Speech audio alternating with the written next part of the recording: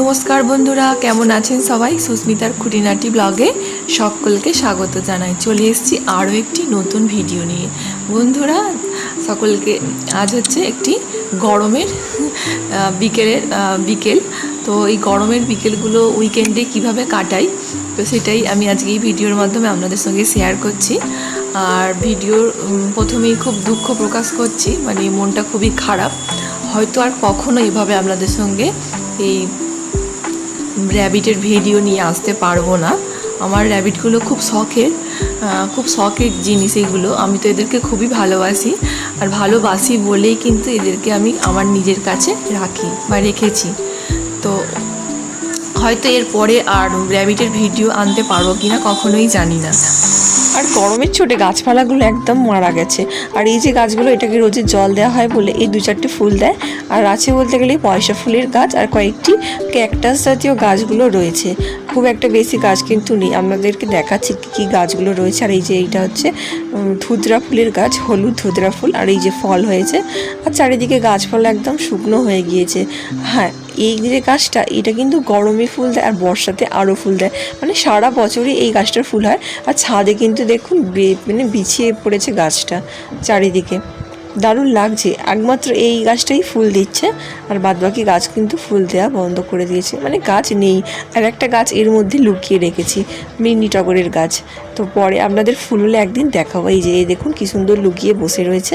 এটা ভারী শান্ত স্বভাবের, জানেন, খুব শান্ত স্বভাব। ছোটো থেকে তো মানুষ করছি। এগুলো আমাদের র্যাবিটের বাচ্চা, মানে পিনির বাচ্চা।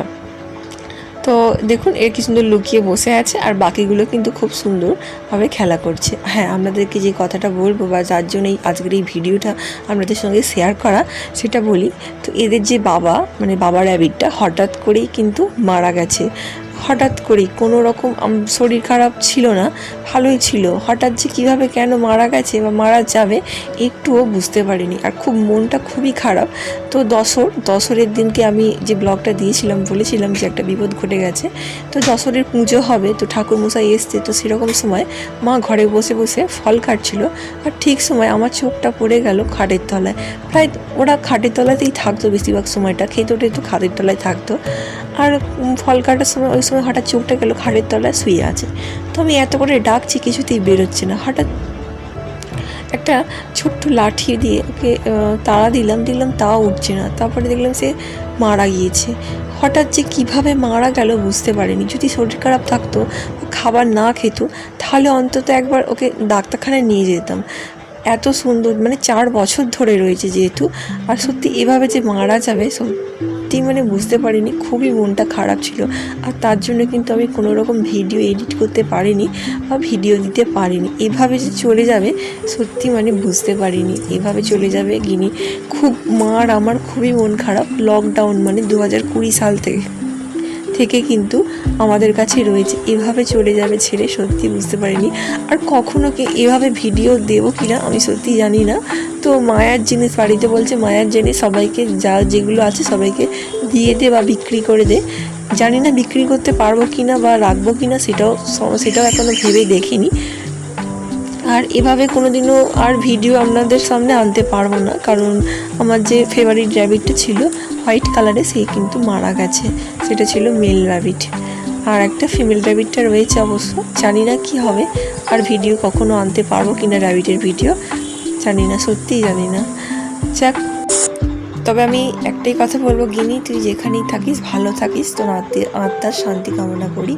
তোর জন্য কিন্তু পিনিও খুব একা হয়ে গিয়েছে, ভয় পেয়ে বসে আছে, বেরোচ্ছে না। দুঃখের কথা বলে আর লাভ নেই, কষ্ট বাড়ে। যে বলেছিলাম ক্যাকটাস জাতীয় গাছগুলো বেঁচে আছে। এই যে দেখুন, এটা জীবের মতো গাছ, চারিদিকে জীব মতো ওঠে। তো এই গাছটা জল ছাড়াই কিন্তু বাঁচে, জল দিলে বরঞ্চ বেশি মারা যায়। আর একটা গাছ রয়েছে, সেটা আপনাদেরকে দেখাচ্ছি। এই গাছটা কিন্তু একদিক দিয়ে মারা যায়, আবার একদিক দিয়ে ব্রাঞ্চ বেরোয়।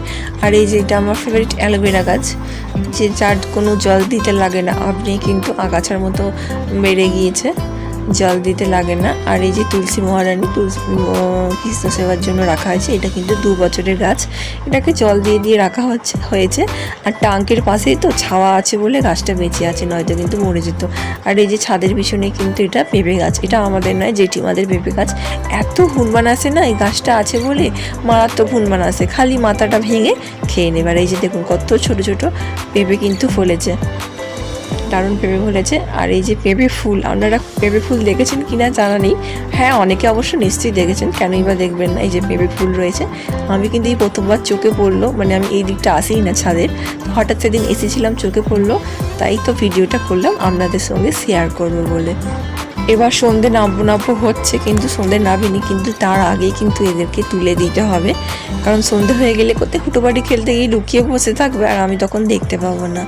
আর এমনি নিচে থেকে মা ডাকাডাকিও করছে। এবার এদেরকে একটা একটা করে তুলে কিন্তু খাঁচার মধ্যে ঢুকিয়ে দেবো, তারপর খাঁচাটা নিচে নামিয়ে ফেলবো। তো বন্ধুরা, মিনি ব্লগটা এখানেই শেষ করছি। হয়তো আর র্যাবিটের ব্লগ নাও দিতে পারি, জানি না, আবার দিতেও পারি, হয়তো নায়ের ভাগটাই বেশি। তো বন্ধুরা, ভিডিওটা যদি সত্যি ভালো লেগে থাকে একটা অবশ্যই লাইক দেবেন, কমেন্ট করবেন, সাবস্ক্রাইব করবেন। আর এখানেই তাহলে আজ ভিডিওটা শেষ করি। ভালো থাকবেন, সুস্থ থাকবেন, দেখা হয় পরের কোনো অন্য একটি ভালো ভিডিও নিয়ে। আর এই যে দেখুন, এই একটা ক্যাকটাস জাতীয় গাছ, এই গাছটার নাম আপনারা সকলেই জানেন, গাছটার নাম হচ্ছে মিলি। ভিডিওটা তাহলে এখানে শেষ করি, আর ব্লগটা কেমন লাগলো অবশ্যই জানাবেন। Tata, bye bye.